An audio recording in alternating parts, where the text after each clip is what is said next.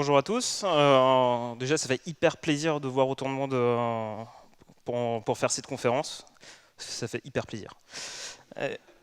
Du coup, je vais vous parler un peu de game development avec Unity, mais d'un point de vue Android.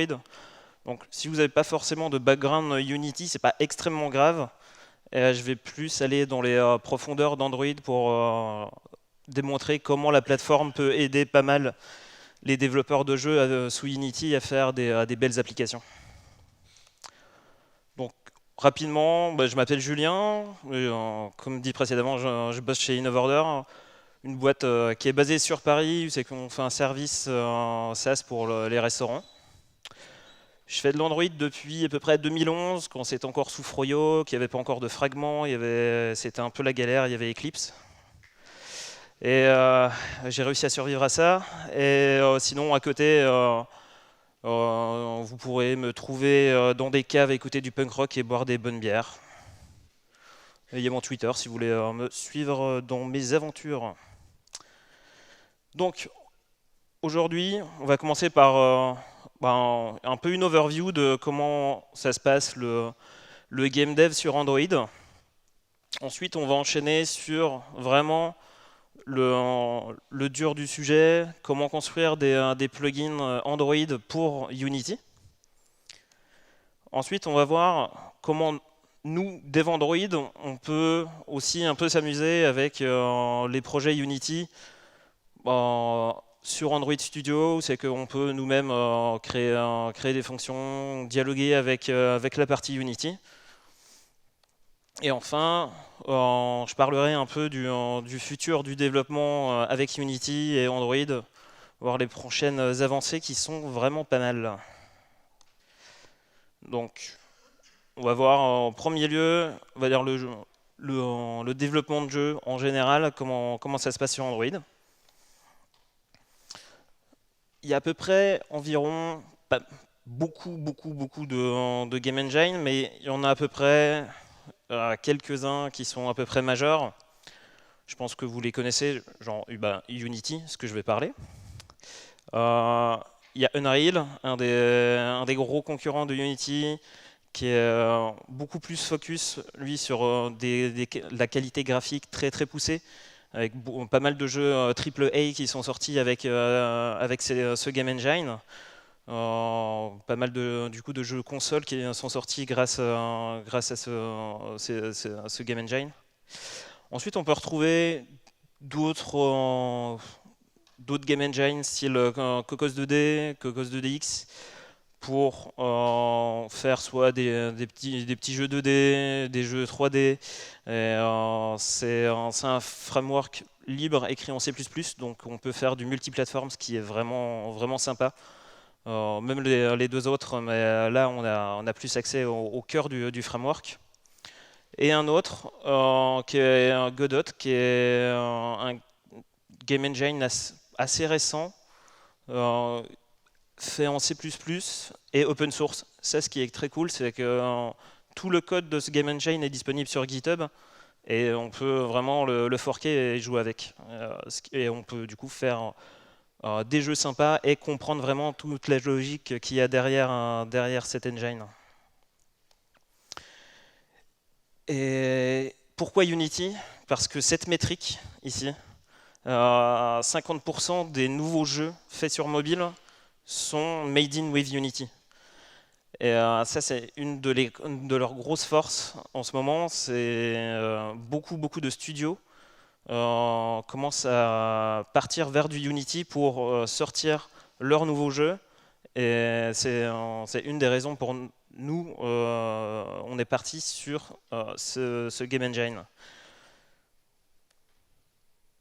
Donc, quand je dis il y a beaucoup de studios qui croient à cette techno et qui y vont, je pense que vous avez reconnu ce jeu. Oui, non, ouais, Hearthstone, ouais. Et ben du coup derrière c'est du Unity, donc c'est Trust par Blizzard. Blizzard fait pas mal de jeux sur mobile grâce à Unity. Et il y a d'autres studios qui vont aussi, et des gros studios tels que Niantic, Niantic qui s'est bien propulsé grâce à Pokémon Go ou le Pokémon Go-like version Harry Potter.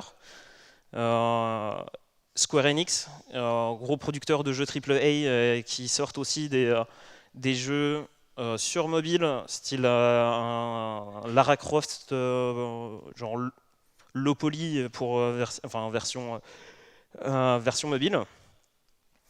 Ce qu'ils apprécient avec chez Square Enix, c'est qu'on peut prototyper assez rapidement et sortir une version potable assez vite. Et bien sûr, c'est aussi trust par des petits studios, style White Elk, qui eux produisent des applications en réalité virtuelle, dont une qui s'appelle Eclipse et qui est une que je trouve personnellement une des plus immersives à tester. Si vous aimez bien la réalité virtuelle, je vous conseille de tester ce qu'ils ont fait. Et comme j'ai vu aussi qu'il y en avait pas mal au DevFest Nantes, pas mal de VR et que pas mal d'entre vous, je pense, ont testé Beat Saber. Beat Saber est aussi fait avec Unity. Et du coup, pourquoi partir sur du Unity? Déjà, c'est disponible sur Mac et PC. Bientôt stable sur Linux, mais ça, j'y reviendrai. On peut faire du jeu 2D, du jeu 3D, des petites applications AR, VR, tout ce qui touche à un environnement 2D, 3D et gamifié. On peut le réaliser sans trop de soucis, suivant la complexité du jeu, avec Unity. Et du coup, ce qui est appréciable, hein, c'est qu'on peut prototyper très rapidement et attacher des scripts, les scripts qui vont avec, faire du scripting aussi très rapidement, ce qui permet de produire un jeu, au final, en pas très longtemps. Un des gros avantages aussi qu'il y a, c'est la communauté.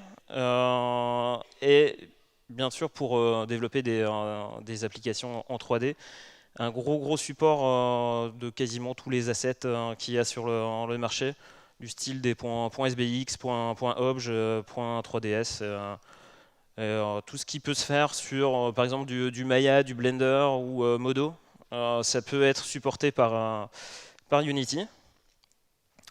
Et ils ont un très bel asset store, c'est que même si on n'y connaît rien du tout à la 3D, comment faire des modèles, etc., on peut facilement choper, gratuitement ou pas, sur leur store des assets qui vont permettre de itérer très rapidement sur le jeu qu'on veut développer.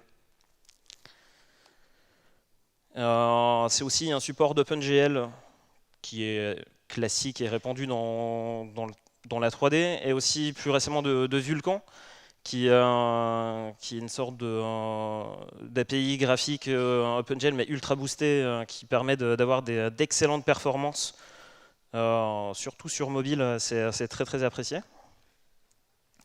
On a un bridge natif du coup qui peut être fait entre les différentes plateformes, Windows, Android, iOS, et c'est très bien géré par Unity.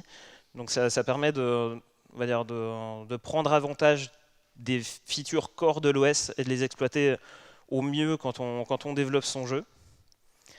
Une des features sympas aussi, c'est l'export vers Android Studio, où c'est qu'après, le dev Android peut lui s'amuser un petit peu avec, et soit l'intégrer dans une application Android existante ou faire 2-3 modifications sur les scripts de build. Et ce qui est cool, c'est que Unity supporte Java et Kotlin, donc tout dev Android peut apporter sa petite pierre à l'édifice. Donc on va passer maintenant, on va dire, au corps du sujet, ce qui est de comment on peut créer des plugins utiles pour les développeurs Unity et leurs jeux. Donc là, on va partir d'une version, enfin d'une partie macro. En gros, c'est comment fonctionnent les développeurs Unity. Ils construisent principalement leurs apps avec pas mal de scripts C# attachés à leur GameObject, leur persona avec des behaviors et pas mal de choses, donc ils ont pas mal de choses à contrôler, et en fait ils ont le contrôle de tout le pipeline de rendering. C'est-à-dire du petit pixel qui est affiché dans le jeu au déplacement d'un énorme objet. Ils ont entre guillemets pouvoir de décision et ils peuvent l'impacter avec shader, avec ils ont on va dire le pouvoir sur les textures. Ils peuvent jouer avec vraiment pas mal de choses pour avoir la meilleure expérience possible. Et niveau shader, pas besoin de s'embêter à faire du shader dédié pour des plateformes. Euh, il y a une petite subtilité qui permet de faire du cross-platform shader sans trop de difficultés. Et leur rôle à eux, c'est de fournir la meilleure expérience possible à l'utilisateur. C'est que le jeu ne lag pas, que ce soit toujours à du 60 fps, qui est le gameplay de respecter, et en gros que le jeu soit agréable.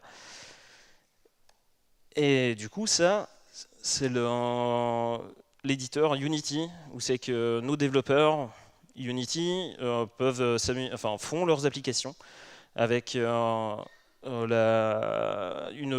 view de la scène où c'est que là tous les objets 3D de la scène sont représentés. L'attachement des scripts, c'est assez, on va dire, complexe à rentrer parce qu'il y a énormément de features. On va dire, ça prend du temps, ça se fait pas automatiquement. Mais ce qui est cool, c'est que ils ont des tutos sur leur site qui est très très bien fait pour se mettre vraiment dedans et comprendre vraiment comment ça marche derrière. Donc ça, c'est pour les développeurs Unity. Donc nous, ce qui nous intéresse, c'est après de comment les aider vraiment. Donc de faire des plugins pour eux, pour éviter qu'ils aient trop de choses à gérer du côté Unity et qu'on les délègue un peu avec nos petites features cool qu'on a en natif sur la plateforme. Et donc, créer un plugin, c'est à peu près comme créer une librairie sur Android. Donc on peut exporter des jars, des AR. On peut développer en Java, en Kotlin, en C, C++. Si on veut bien optimiser et faire les choses bien, comme le gaming ça prend énormément de ressources, on va plus aller titiller quelques fonctionnalités du côté C++. Mais Unity gère, en tout cas de son côté, qu'on lui passe des librairies Java, Android ou native les .so, il les comprend, il les interprète bien. Et une chose sympa aussi qui a été intégrée il n'y a pas si longtemps que ça, c'est qu'on peut, au lieu de directement mettre une archive dans notre projet, on peut directement mettre nos fichiers, nos classes, nos sources, Kotlin ou Java, qui seront interprétés ensuite à la compilation. Donc on va prendre un exemple de ce que j'ai travaillé il y a quelques années. C'est à peu près comment faire un player pour une application Unity dédiée à la réalité virtuelle. En gros, on est dans notre espace 3D, mais on voudrait jouer un film sur un bout de texture qui est au fond, qui représente notre écran de cinéma. Alors, on va se focus sur, nous, comment faire un player sur Android avec Exoplayer et OpenGL. Donc en gros, le but là de côté Unity, ce sera d'appeler les fonctionnalités player. Donc ce sera du play, pause, j'injecte des sous-titres, je change de track audio, de track vidéo, on peut faire pas mal de choses. Et aussi d'optimiser du coup le rendu en partant du côté C++ pour faire le rendu de la vidéo sur une texture qui sera partagée entre le côté natif, optimisé sur Android, et le côté Unity. Il y aura un lien qui sera fait pour rendre du coup cette texture vidéo dans notre objet côté Unity. Alors, Unity et la JNI, c'est les meilleurs amis du monde. Ils se kiffent. Faut y aller, faut partir du côté natif, même si des fois ça rebute un peu de partir vers du C++, ça peut être obscur, mais ça va faire du bien aux jeux vidéo. Et donc là, on va partir un peu dans quelques bouts de code, pas mal de C#, pas mal de Java, pas mal de C++. Ça va se faire. Donc en gros là, on a notre application Android avec notre plugin, qui peut être du Java, du Kotlin, et on va passer par la JNI, qui est la Java Native Interface, qui va faire le lien avec notre code C++ et Unity, parce que Unity, quand on fait un call, ça appelle pas directement, on va dire, notre objet Java en pur genre de Java à Java. Ça passe par le pont natif pour communiquer avec notre plugin. Et là, en gros, on va voir toute la partie plugin, JNI C++, comment on va faire pour communiquer toute l'information à notre application Unity pour qu'elle soit bien et contente. Donc en gros, là, on a notre plugin de base, on va l'appeler Player Bridge, ici, qui a un contexte pour l'init. On peut lui passer des sous-titres, elle a une méthode publique qui va faire des choses dans le main thread, par exemple. On peut avoir le nombre de tracks texte, de tracks audio. C'est une sorte de SDK, il y a pas mal de fonctionnalités publiques qui peuvent être appelées côté Unity. Donc là, si on a juste notre plugin pur Java, et ben côté Unity, ça donne pas mal de boilerplate. Alors c'est hyper dense, c'est fait exprès. Là, c'est juste pour vous montrer ce que doivent faire les devs Unity pour choper d'abord le player Unity de base, ensuite choper la main activity, qui est toute application Unity tourne que sur une seule activity. Ensuite, initier le bridge, le plugin, ensuite appeler les méthodes, etc. Donc ça donne au final pas mal de boilerplate aux développeurs Unity s'ils veulent on va dire, s'interfacer avec des librairies qui sont pure Java. Ça peut leur prendre pas mal d'efforts pour au final pas grand chose. Du coup, le truc cool, c'est qu'on peut partir du côté du C++ pour un peu les aider, les soulager en termes d'implémentation de notre librairie. Donc, on va partir dans notre côté librairie C++. On va déclarer une petite fonction, peu importe laquelle, suivant ce que vous êtes en train de développer dans votre librairie. Et ensuite, côté Unity, deux petites choses à faire, c'est déclarer la librairie, qui est la librairie native avec les DLL import. Cette fonction est aussi utilisée pour intégrer les librairies qui sont sur Windows ou iOS, les librairies natives, et définir sa fonction, et ensuite celle-là elle pourrait être appelée dans le code sans aucun boilerplate autre que appeler foo plugin function.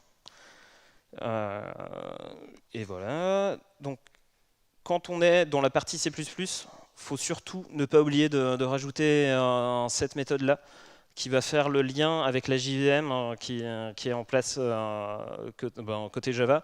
Sans ça, aucune communication sera possible entre votre plugin et votre application Unity. Alors, il va ne rien se passer du tout, et ça c'est important de mettre ça dès le début quand vous créez un plugin en C++. Donc ensuite on peut appeler notre classe Java du coup du côté C++. Donc là en gros la grosse galère qui était côté Unity, on la déporte et elle est un peu moins grosse côté C++. C'est un peu plus sympa, on va dire, entre guillemets, et c'est moins dense de déporter tous les calls qui peuvent être faits côté Unity, côté C++. Donc là, c'est juste un exemple assez classique. On trouve une classe, on l'init, on appelle une méthode et on retourne cet object. C'est un exemple hyper simple, mais bien sûr, on peut complexifier sur nos besoins, et ça ne pose aucun problème. Il y a une chose aussi qui est hyper sympa quand on passe du côté du C++, c'est qu'on peut vraiment prendre l'avantage sur le côté rendu bas niveau. Donc là, on utilise des events, des GL events. Donc là, cette méthode est un peu normalement obsolète, mais le nouveau s'en rapproche très très fortement. Je pourrais vous montrer la documentation après sans problème. Et, donc là, on définit nos events qu'on veut envoyer du côté Unity. Par exemple, on veut initialiser notre surface ou la shutdown ou l'update ou resize en fonction de l'image qui arrive avec la vidéo. On peut passer si c'est du streaming adaptatif, on peut passer du 420p et du 720p. Et donc là, on va être obligé de resize notre texture pour avoir un rendu correct dans notre application. Donc ensuite, on injecte notre callback côté C++, on l'implémente, et quand on recevra les events, on fera en fonction de ce qui est reçu un switch classique, avec les événements qui sont envoyés par Unity. Et donc côté Unity, c'est assez simple. Dès que une fois la callback implémentée de côté Unity, il suffit juste après, suivant les events qui sont managés, d'envoyer par exemple un événement de resize ou un événement de shutdown à la fin d'un film. C'est assez simple, ça se fait en 2 lignes de code, et on prend avantage à ne pas bloquer quelconque coroutine, à faire beaucoup de travail du côté Unity. Du coup, ça peut libérer pas mal de ressources pour s'occuper de choses un peu plus importantes que d'envoyer de faire du resize de texture à la volée. Et par exemple aussi, on pourra appeler nos fonctions C++ côté du Java plugin. Par exemple ici, c'est hyper basique, on veut retourner une string qui dit hey, bonjour DFS Nantes. Donc là, c'est juste renvoi de string côté C++. Et côté Java ou Kotlin, donc il ne faut surtout pas oublier de load la librairie en statique côté Java ou dans l'init côté Kotlin. Et pour pouvoir appeler ces fonctions C++ du côté Java, il faut bien penser à déclarer le keyword external pour Kotlin et native pour Java. C'est ce qui va permettre de faire le bridge Java C++ et de pouvoir appeler nos méthodes et que ça marche bien. Donc ensuite, on va passer à faire des plugins, mais sans vraiment passer par faire des archives, faire des points SO, faire du natif.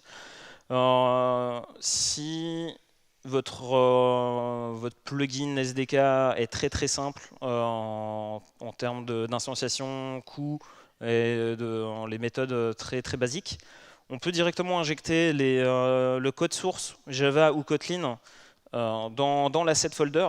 Du coup, cette feature-là, elle est disponible depuis la 2018.2. Donc simplement drag and drop les points Java, les points Kotlin dans l'asset folder. La build se fera du coup avec Gradle. On peut aussi bien modifier son script Gradle. Et comme pour les plugins AR ou JAR, il suffira d'instancier son Android Java Object pour pouvoir accéder aux méthodes du plugin qui seront disponibles dans dans les sources. Et, du coup, ce qui est pas mal aussi avec ce qui a été introduit il y a un petit moment déjà, et on peut même injecter nos dépendances qui sont par exemple sur Maven en customisant le fichier Gradle qui est dispo dans le projet Unity. Et là, on peut avoir, on va dire, un avantage à pas réinjecter à chaque fois un jar, un ar ou à chaque fois qu'on refait une modification qui a été faite côté dev, à remettre à jour les fichiers sources. Là, il y a juste à mettre à jour, si notre dépendance est sur Maven, Jetpack ou autre, mettre à jour notre version et ce sera automatiquement compris à la compilation par Unity. On peut un peu le customiser et on n'a pas, on va dire, full access du côté Unity à tout ce qui peut se passer côté Gradle. C'est pour ça que, je vais rebondir dessus, paf, on va faire des trucs côté Android Studio pour vraiment là avoir le full contrôle de la build. Et c'est un des gros avantages de pouvoir exporter les projets Unity côté Android Studio. C'est que là, on va avoir un contrôle de A à Z. Donc ce qu'on veut, au final, c'est arriver ici. Là, c'est un projet qui a été exporté depuis Unity. Donc Unity crée lui-même l'activity avec pas mal de choses, pas mal de commentaires, de logs, des fois un peu inutiles ou improbables. Et donc, on peut cleaner pas mal de choses qui sont injectées par Unity en lui-même. Et ça permet des fois de mieux comprendre des fois ce qui peut merder côté Unity quand ils ont deux fois 2-3 problèmes. Donc ça, c'est à la fin ce qu'on veut arriver. Mais du coup, comment on arrive ici depuis Unity? Hey. Alors, du côté Unity, on peut exporter, compiler sur Android assez facilement. Donc là, pour l'exporter, dans le panel d'export, on choisit comment on veut l'exporter, avec compression de texture ou pas. Et il faut juste ticker la petite checkbox Export Project. Et ensuite, cliquez sur exporter et vous aurez votre projet Unity porté vers Android Studio à peu près nickel. Mais comme du coup en août, le support du 64 bits est obligatoire maintenant si on veut déployer sur le Play Store. Et ben faudra passer des fois par du IL2CPP si on veut avoir du support 64 bits. Et si vous avez du code source Java ou Kotlin, faut pas oublier de check le petit symlink sources, sinon vos codes Java et Kotlin ne vont pas suivre et vous devez les reporter à la main, ce qui est une perte de temps. Et donc après là, on a notre magnifique projet Unity mis sur Android Studio. Et là, en point de vue Android, on peut se faire plaisir. On peut développer un morceau on va dire, côté app Android pur à côté, se faire un petit store à côté, avoir des petites customisations, faire une sorte de room, un chat. On peut faire tout et n'importe quoi. Donc nous, là, on aura accès au full contrôle de la build avec Gradle. On pourra customiser tous les scripts qui sont disponibles genre pour builder une application. On pourra ajouter du code très très facilement, comme j'ai dit, soit modifier l'activity en elle-même, le code qui a été généré, ou ajouter nos morceaux perso. On pourra gérer nos dépendances très très facilement, comme d'hab avec aussi une dépendance sur Maven ou l'ajouter dans le fichier des libs. Hyper simple. Et on pourra modifier n'importe quel bout de code qui sera sorti ici. Donc en gros, là, Unity génère sa Unity Player Activity. Quand j'ai dit qu'il y avait des logs assez marrants, genre Vismix Xperia Play API, genre ok, log spécial pour Xperia.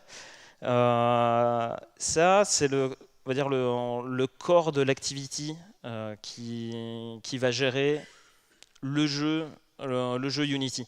Grâce à ce petit Unity Player, avec une seule activity et un seul Unity Player, qu'on ne peut pas modifier son nom, sinon il ne sera jamais compris par les bridges natifs.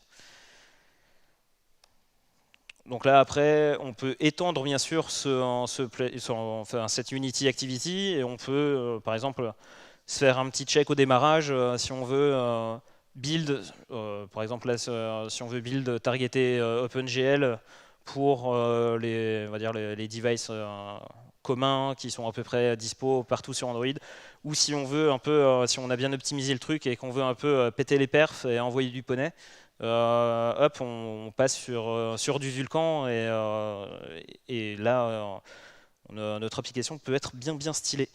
Et voilà, après là, c'est juste un petit exemple d'override qu'on peut faire côté dev Android.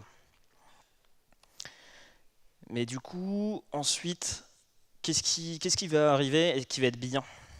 Il y a pas mal de choses. Comme j'avais dit avant, il y a le support de Linux qui est en bêta actuellement et qui va bientôt sortir stable. Quand, je ne sais pas.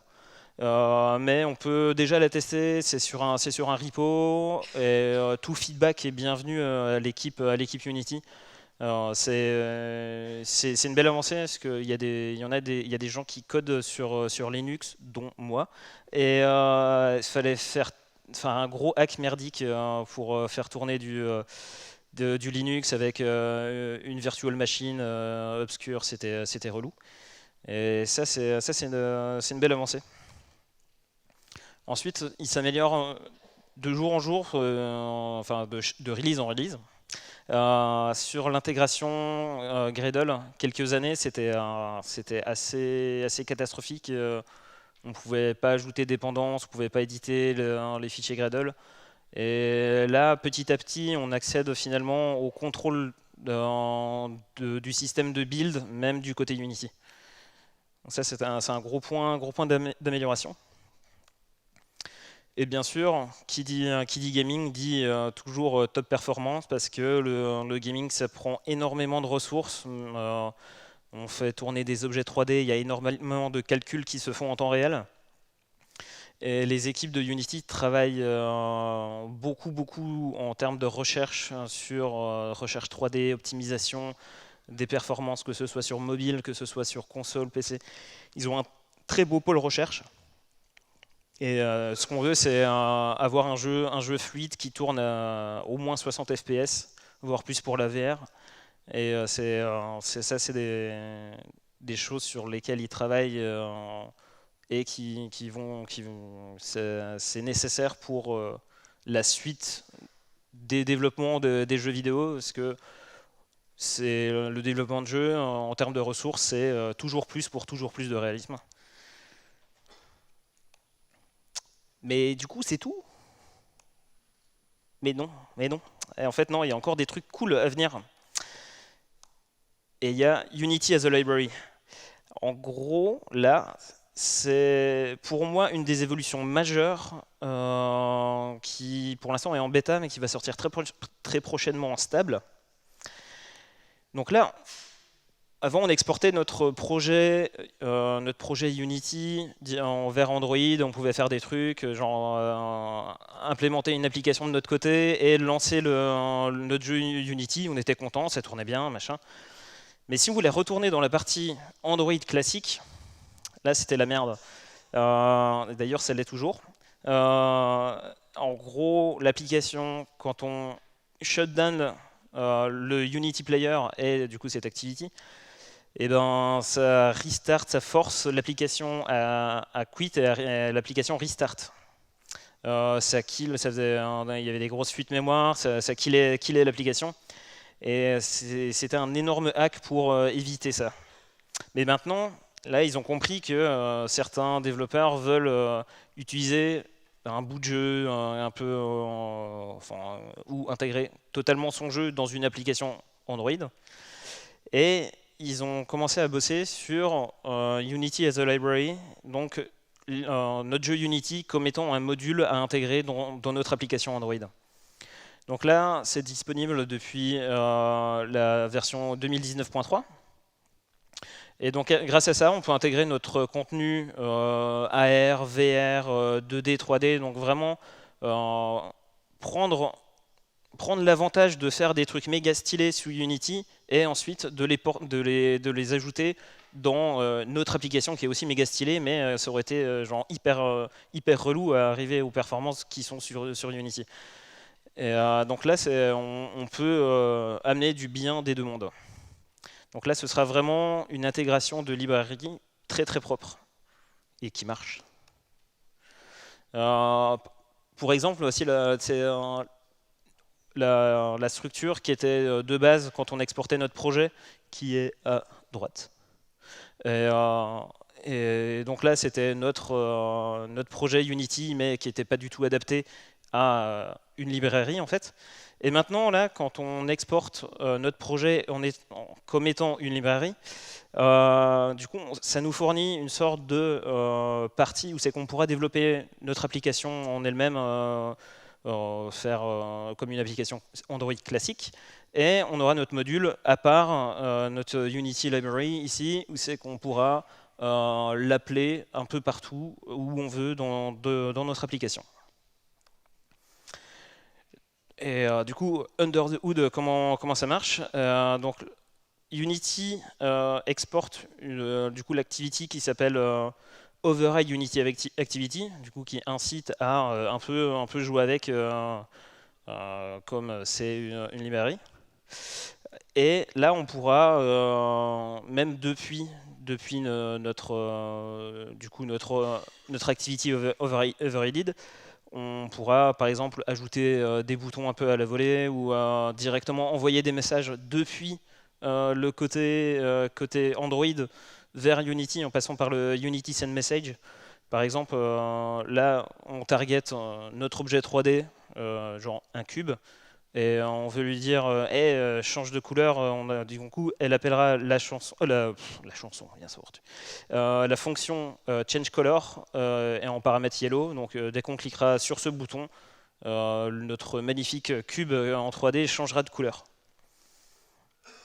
Et du coup on pourra même finir l'activity proprement sans leak et revenir à la partie Android classique sans avoir perdu la moitié de son app à cause des leaks mémoire, ce qui est agréable. Et donc, par contre, on a quelques limitations pour l'instant à l'utilisation de Unity as a Library. Votre jeu, comme un jeu Unity actuel, il sera obligatoirement full screen, ce qui veut dire on ne pourra pas le mettre, par exemple, dans une vue Android, faire un custom layout avec, on se met le petit jeu stylé en bas et on pourra scroller du contenu au-dessus. Ça, pour l'instant, c'est une des limitations. Et du coup, qui dit une seule, pas de full screen, une seule instance, donc on ne peut pas lancer plusieurs jeux Unity en parallèle depuis la même activity. Donc une seule instance du Unity Runtime. Et bon, il se peut aussi qu'il y ait quelques plugins à retravailler pour que tout s'intègre parfaitement bien, mais ce sera pas toujours le cas. Donc si vous voulez un peu de ressources sur du Unity as a Library, il y a pas mal de blog posts et de topics sur des forums Unity qui sont très bien détaillés sur la nouveauté de cette fonctionnalité, du comment intégrer cette librairie sur Android ou iOS. Et la doc est très bien fournie sur cette nouveauté. Ils sont très réactifs et preneurs de retour surtout. Mais ouais, je pense qu'il y en a d'entre vous qui disent Eh, mais du coup, qu'est-ce qu'ils en pensent les devs Unity d'Android parce que c'est bien, mais ce qu'il faut voir de l'autre côté du miroir. Et oui, Jamy, et oui, mais bon, j'allais leur dire. Euh, En gros, là, on va dire les points positifs de ce que ressent un dev Unity de la plateforme Android.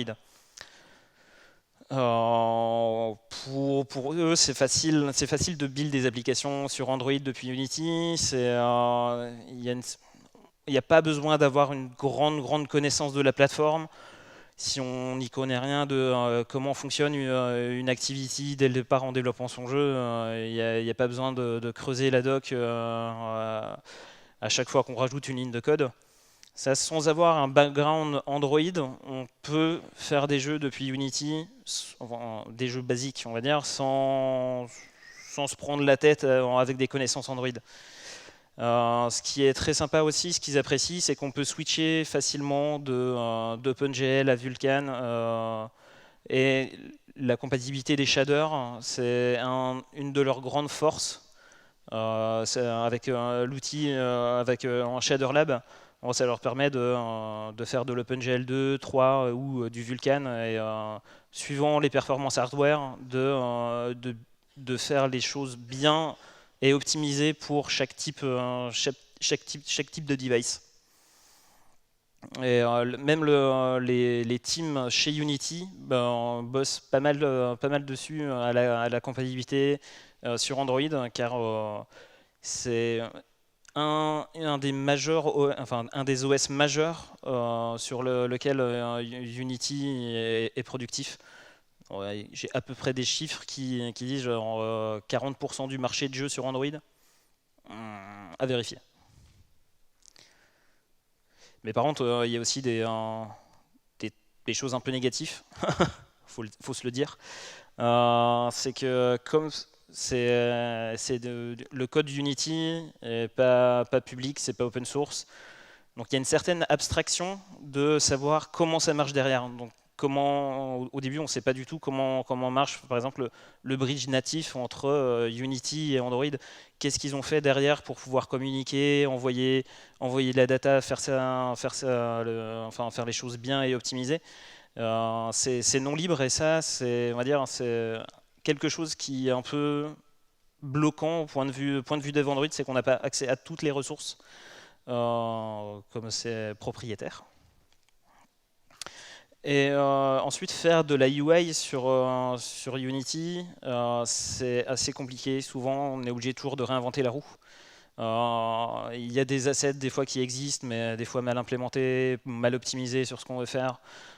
Si on veut faire des applications en VR, c'est qu'on doit avoir un top framerate. Ça commence à être très compliqué si la UI commence à laguer.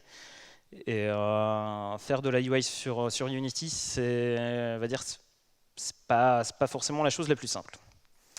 Et comme j'avais dit avant, l'intégration dans une app Android classique, c'était pas ça, mais avec la nouvelle feature Unity as a Library, ça va le faire, ça va le faire. Et donc, si on veut en savoir plus un peu sur comment ça se passe le jeu sur Android, il y a pas mal de documentation faite déjà par Google sur les ressources classiques d'Android. Donne un peu d'indices de comment se lancer à faire du gaming, soit avec Unity, Unreal ou autre.